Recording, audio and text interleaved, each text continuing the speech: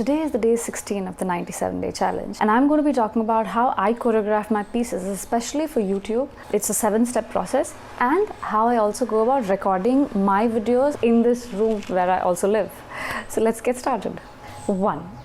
Listen to the track as much as possible. So before I start a choreography, I try and listen to that particular track as many times.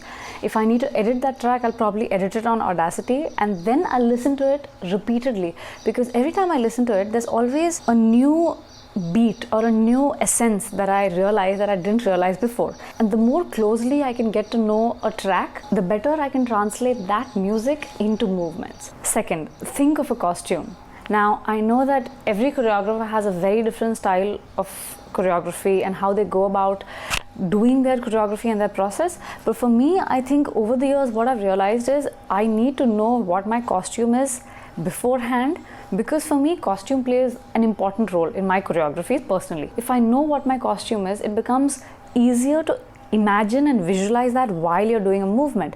So sometimes I could use the costume to my advantage to create a certain movement that would look good on a particular costume. Third, plan a theme, a story, a character. I've noticed that whenever I have had a plan around it, as opposed to just being abstract movements one after the other, I seem to have a better understanding of what is it that I could create, and it just gives a much better structure to the choreography, and I would like to say a better visual appeal to the audience, because at the end, an audience's attention span is always less. Whether it's you or me, we watch a YouTube video and we are quick to move to the next video. So it makes sense to have something that can hold your attention during those 2 minutes that you're watching. Sometimes I also actually plan a dance style.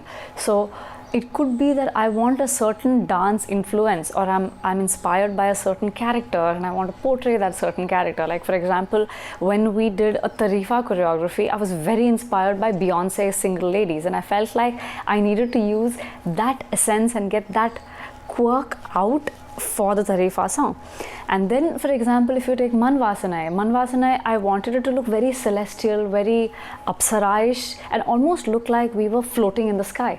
And the costume as well as the location needed to aid that. So that really helps in thinking of movements. Fourth, improvise and record.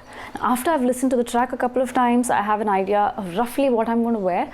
I try and just start improvising multiple times, and I record it on my phone. Why that helps is because sometimes during the process of improvisation, because I know the music so well, I might end up doing some step or doing a certain movement that I really enjoy.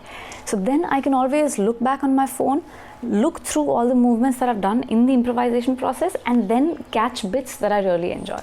5. Choreograph and finalize blocks, and don't forget to record them on your phone. I don't know how many times that's happened, that I've choreographed a block and I've moved on to the second block, and by the time I come back to the first block, I've completely forgotten what that block was, but I knew that that block was a great block and I can't remember, and that's the most frustrating feeling ever. So whenever you have a choreography block, a block is essentially a set of steps or a set of movements for could be any duration between 10 seconds and 30 seconds or whatever.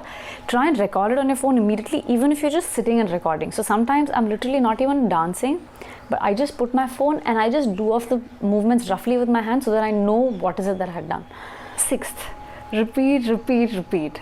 Now, I'm no one to preach because I'm trying to churn daily videos, so I wake up in the morning knowing what track it is that I'm going to perform. I choreograph it from morning to evening, and by the evening I'm barely ready to start shooting it. But if you do have time, I would suggest the more you repeat, the better your lines become, the better your sense of music becomes, and you don't rush. The most common mistake that we see, that happens to me all the time as well, is that when a choreography is new to you, you'll tend to rush, you'll tend to anticipate the movement and go faster than the beat, which is almost ruining the point of the music itself. The idea is to catch the music and translate it into movement. So it is very important to repeat it as much so that that movement becomes internalized and you're not thinking from your brain, but it is a muscle memory. 7th, add dramatic or cinematic elements for presentation. Now, I'm all about making it as dramatic and visually appealing as possible, even though it's just inside the room that I'm doing everything. But I feel like, especially for a video, which is a visual medium, it's very important to have a high visual appeal. That could mean You maybe record close-ups of your face, or maybe you have certain props that you use in the beginning or at the end, or could just be a shadow, could be anything which is outside of the choreography that you could use in the beginning or the end or wherever, however it suits you, to create that visual appeal that would attract the audience to the video. Okay, so that's a quick overview of how I choreograph my pieces, especially for YouTube videos. I'm going to give you a quick tour of my room to give you an idea of how is it that I record and shoot my videos. Alright, so I have very basic setup, pardon all that stuff around. This is how a real room looks, to be fair.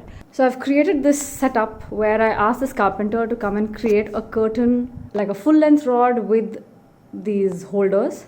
So that really helped. And then I've hung these basic white polyester cloth pieces. This is to basically cover my air conditioner and some plug points here, just simply so that it looks more equal in a way. And then I had these two gold thingies from one of my dance props that I've used. This in the center is actually a window where I've just put some folky elements. So I have two of these umbrellas that I got as a gift. And I have a basic tripod setup. That's my dog bone, but I have a basic a Canon 600D, which is not bad at all for taking videos. And I either use my 1855 lens or my 50mm lens, which is great. This is a great lens for all the close-ups and all those really like good shots that you want, cinematic looking shots of my face and my skin and all that. Looks fantastic. Yeah, it's as basic as it can get. So this is sort of what my setup looks like. Alright, that's it from my side. I'll see you in my next video. Bye.